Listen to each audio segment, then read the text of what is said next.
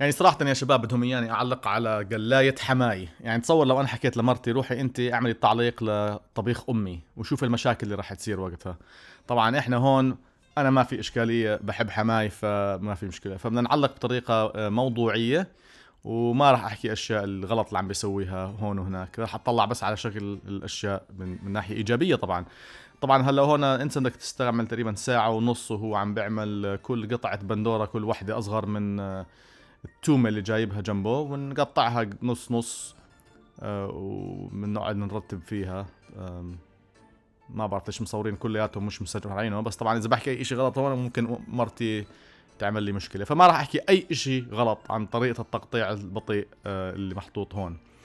بعد ما يقطع البندورة بيقطع برضه التومة، وبرفع اصبعه الاخير لما يقطع برضه الفلفل.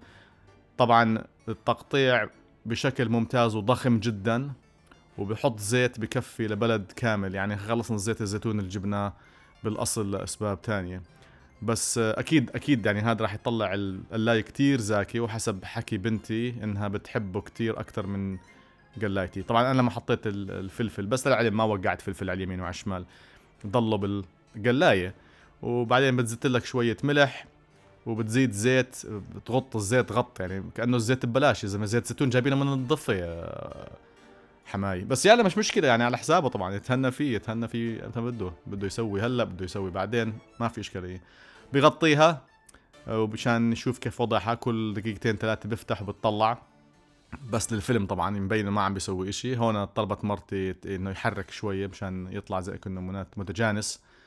و كثير قلي، ما بعرف، انا بحس يعني انه ما فيش داعي تستعمل قد، يعني مستعمل زيت كثير صراحه، يعني مش عارف. اوكي، المهم بتمسك الخبز، بتحطوا هذا الخبز اللي سويناه بالفيديو اللي قبله، وهي هو وحماتي قاعدين بياكلوا، باخذوا نفس مع بعض وبشربوا كاستين شاي مع القلاية. يعني شكله بشهي صراحة. دوقني اياه غصب عني. طبعا انا كنت ماكل قلايتي، بس غصب عني لازم ادوق هالقلاية، اكيد زاكية تاعت حماي. بس اذا عجبكم هذا احكوا لنا، يعني حطونا بالكومنت اذا عاجبكم قلايتي ولا قلايته، ومش لاي اشي، بس مشان نعرف بشكل موضوعي انه قلاية احسن قلاية في العالم. وصحتين يا شباب.